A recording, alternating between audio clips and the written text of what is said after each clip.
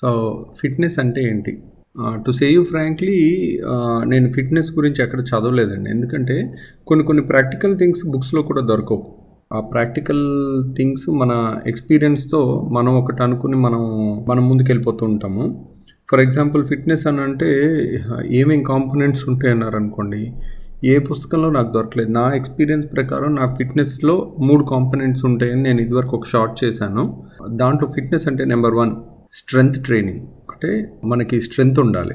Number 2 endurance, అంటే ఎంత దూరం ఉన్నా ఆపకుండా పరిగెట్టగలిగే ఎండ్యూరెన్స్. అంటే స్ట్రెంగ్త్ అంటే మీరు ఏ కండరానికి ఎక్సర్సైజ్ చేస్తున్నారో ఆ కండరం స్ట్రెంగ్త్, ఆ ఎముక స్ట్రెంగ్త్ పెరుగుతుంది. అది స్ట్రెంగ్త్ ట్రైనింగ్.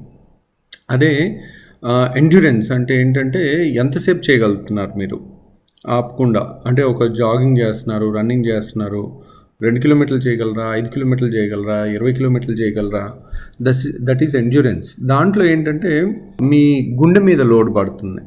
సో ఇది వాకింగ్, జాగింగ్ ఇది హార్ట్కి మంచిది అనమాట. మూడోది ఏంటి, ఫ్లెక్సిబిలిటీ అంటే ఏంటి, యోగాలో ఉంటుంది ఫ్లెక్సిబిలిటీ. మన యోగాసనాలు వేసి మొత్తం కొంతమంది రబ్బర్ ముక్కలాగా ఇలా వంగిపోతూ ఉంటారు.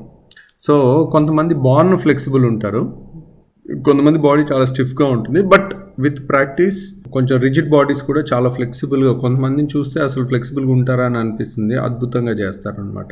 సో దీంట్లో మనకి మూడింటికి డిఫరెంట్ ట్రైనింగ్స్ కావాలండి. ఏది బెస్ట్ అన్నారనుకోండి, దోశ టేస్ట్ పూరికి రాదు, పూరి టేస్ట్ ఇడ్లీకి రాదు, ఇడ్లీ టేస్ట్ వేరే దానికి రాదు, బిర్యానీకి రాదు. అట్లా 3 డిఫరెంట్. మీకు స్ట్రెంగ్త్ ట్రైనింగ్లో ఉన్న ప్లస్ పాయింట్ ఎండ్యూరెన్స్లో లేదు, అంటే కార్డియోలో లేదు. కార్డియోలో ఉన్న ప్లస్ పాయింట్ యోగాలో లేదు, యోగాలో ఉన్నది మిగిలిన వాటిలో లేదు. ఫస్ట్ నుంచి కూడా నాకు ఒక మిస్కాన్సెప్షన్ ఉండేది, best bodies are made in gym. Okay, that's partially correct. అంటే చాలామంది జిమ్కి వెళ్ళే మంచి హెల్త్ని పొందగలుగుతారు అని అనుకున్నాను. సో ఇప్పుడున్న పరిస్థితుల్లో మన రోడ్ల మీద పరుగులు తీసే పరిస్థితి ఉందా? ఎక్కడికక్కడ కుక్కలు, డ్రైనేజ్, తర్వాత దుమ్ము ధూళి, మంచి పార్కులు, వాకింగ్ ట్రాక్స్ లేవు. ఇలాంటి సిచ్యువేషన్లో maybe that is correct. So మనం జాగింగ్ చేయాలని అనుకున్నారా అనుకోండి, కార్డియో, ట్రెడ్మిల్ ఉంటుంది, క్రాస్ ట్రైన్ ఉంటుంది, సైకిల్ ఉంటుంది. సో స్లోగా కంటిన్యూస్గా అట్లా మనం చేస్తూ ఉంటాం అనమాట. స్ట్రెంగ్త్ ట్రైనింగ్ కావాలనుకోండి, రకరకాల ఎక్విప్మెంట్ ఉంటాయి, ఏ కండరానికి ఆ కండరం మనం పెంచేటట్టు. సో స్ట్రెంగ్త్ ట్రైనింగ్లో చేసే మిస్టేక్స్, నేను చేసిన ప్రాక్టికల్ మిస్టేక్స్ చెప్తాను. స్ట్రెంగ్త్ ట్రైనింగ్ అంటే ఒకేసారి లోడ్ ఎక్కువ వేస్తాం అనమాట.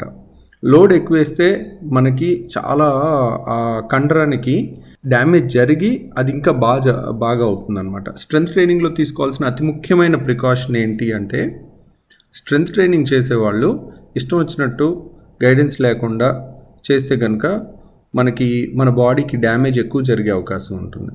అంటే ఎప్పుడు కూడా నెంబర్ 1 రూల్, మనకి ఏ డ్యామేజ్ జరగకుండా ఉండాలి స్ట్రెంగ్త్ ట్రైనింగ్లో అంటే, మనం చేయాల్సిన ఎక్సర్సైజ్ ఎలా ఉండాలంటే గ్రాడ్యువల్గా పెంచాలి.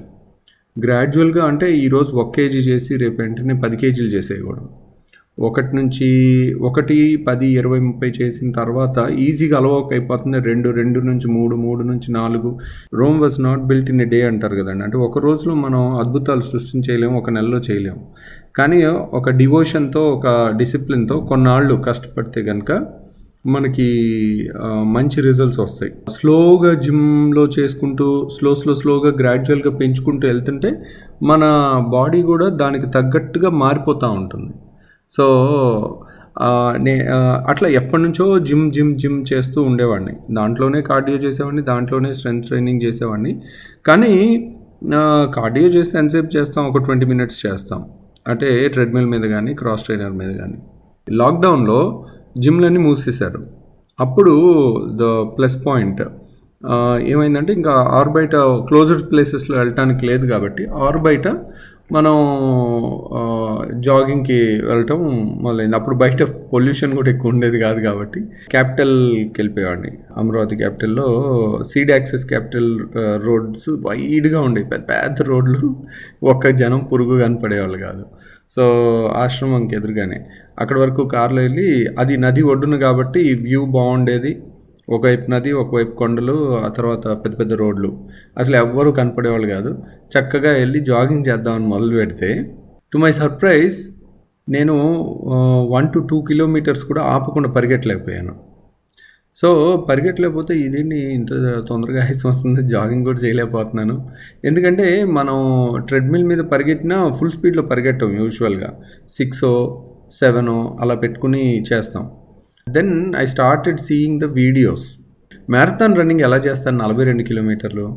ఎలా చేస్తారు ఈ మనుషులు ఆపకుండా 42 కిలోమీటర్లు? అంటే మ్యారథాన్ రన్నింగ్ టైమింగ్తో సంబంధం లేదండి. మ్యారథాన్ రన్నింగ్ 42 కిలోమీటర్లు ఆపకుండా పరిగెట్టగలటమే చాలా పెద్ద అచీవ్మెంట్ అనమాట.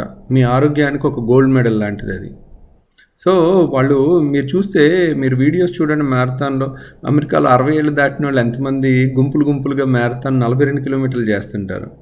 సో ఫుల్ మ్యారథాన్ అది. హాఫ్ మ్యారథాన్ అంటే 21 కిలోమీటర్స్. సో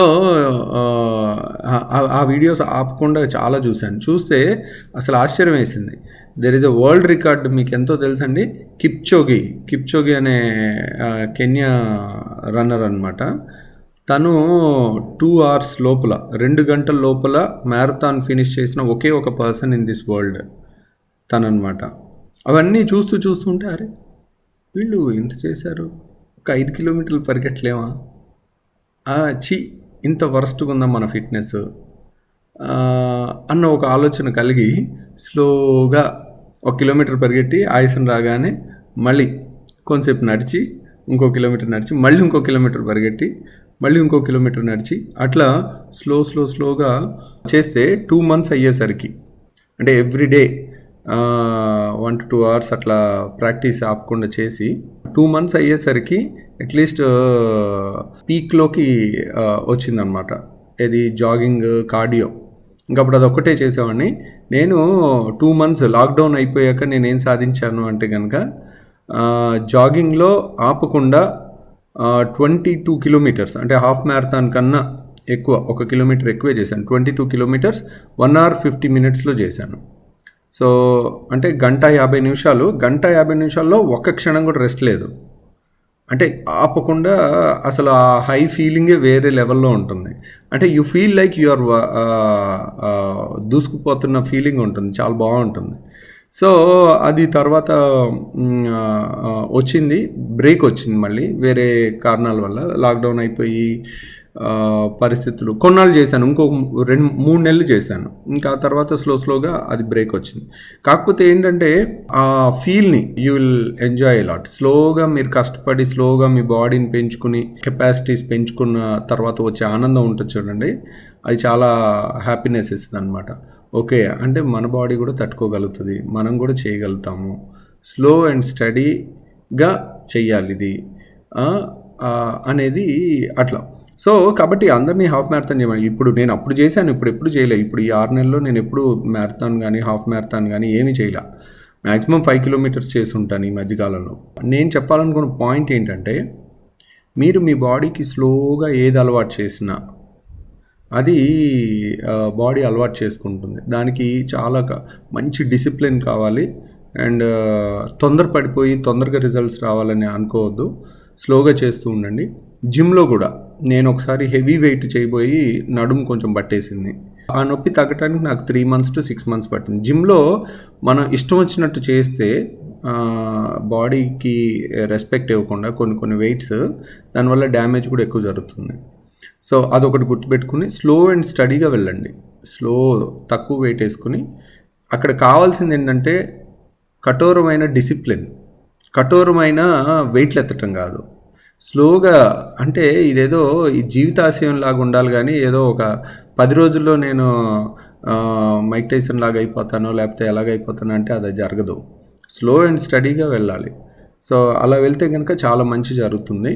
ఎందుకంటే మీ ఎముక గట్టిపడాలి, మీ చర్మం గట్టిపడాలి, మీ టెండాన్స్ గట్టిపడాలి, మీ మజిల్ గట్టిపడాలి. ఏది చేయాలన్నా కానీ బెస్ట్ ఎక్సర్సైజ్. ఎముక కాల్షియం తీసుకుంటే గట్టిపడదండి, ఎక్సర్సైజ్ చేస్తే గట్టిపడదు, రాయిలాగా అయిపోద్ది. సో తర్వాత కండ, మీరు చికెన్, మటన్లు లేకపోతే ప్రోటీన్ షేక్లు ఏవి తాగినా పెరగదు. మీరు ఎక్సర్సైజ్ చేయండి. ప్యూర్ వెజిటేరియన్ తిన్నా కండలు ఎంతెంత పెరుగుతాయి. ఇంకా 3వది యోగా, అంటే ఫ్లెక్సిబిలిటీ. ఫ్లెక్సిబిలిటీ కూడా అంటే మనం అసలు నాకు చిన్నప్పటి నుంచి కూడా మోకాళ్ళు వంగకుండా నా చేతుల వేళ్ళుని కాళ్ళ బొటన వేలుకి ఆనించగలిగేవాడిని కాదు ఎప్పుడు.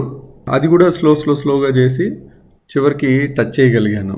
టచ్ చేసి ఒక 5 నిమిషాలు కూడా ఉంచగలిగాను అనమాట. సో మళ్ళీ ఇప్పుడు ప్రాక్టీస్కి వచ్చి తగ్గిపోతుంటే మన ఫిట్నెస్ పోతూ ఉంటుందన్నమాట. మనం కొంచెం ఇర్రెగ్యులర్ అయితే కనుక ఫిట్నెస్లో మనకి దూరం అయిపోతుంది. మీరందరూ కూడా చక్కగా 3 కాంపోనెంట్స్ ఆఫ్ ఫిట్నెస్ తెలుసుకుని యూజువల్గా బెస్ట్ ఎక్సర్సైజెస్ ఏంటంటే అటు షుగర్కి కానీ, బీపీకి కానీ, కొలెస్ట్రాల్ కానీ, హార్ట్కి కానీ ఏదన్నా స్లో అండ్ స్టడీగా ఒక్కొక్క పార్ట్ ఆఫ్ ఫిట్నెస్ని మీరు పెంచుకోండి. అంటే వారానికి 2 రోజులు స్ట్రెంగ్త్ ట్రైనింగ్ చేయండి, 2 రోజులు యోగా చేయండి, 2 రోజులు కార్డియో చేయండి. అసలు మీకు అద్భుతమైన ఆరోగ్యం ఉంటుంది, చాలా బాగుంటుంది అనమాట. సో జబ్బులు అవి కూడా రావు, కొంచెం తినే ఫ్రీడమ్ కూడా పెరుగుతుంది. మనం ఇవన్నీ చేయలేదనుకోండి, అసలు జిమ్ ఎందుకు చేయటం అంటే తినటం కోసమే చెప్పాలంటే. కొంచెం ఒక ముద్ద 2 ముద్దలు ఎక్కువ తినవచ్చు, ఎందుకంటే మీరు ఖర్చు పెడుతున్నారు కాబట్టి. అది చేయకపోయినా కానీ మనం పడదోసే పనులే ఉండదు, వేరే ఇంపార్టెంట్ పనులు చేసేసి కూడా ఏమి ఉండవు, అలాగే వేస్ట్ చేస్తూ ఉంటాం. So thank you very much.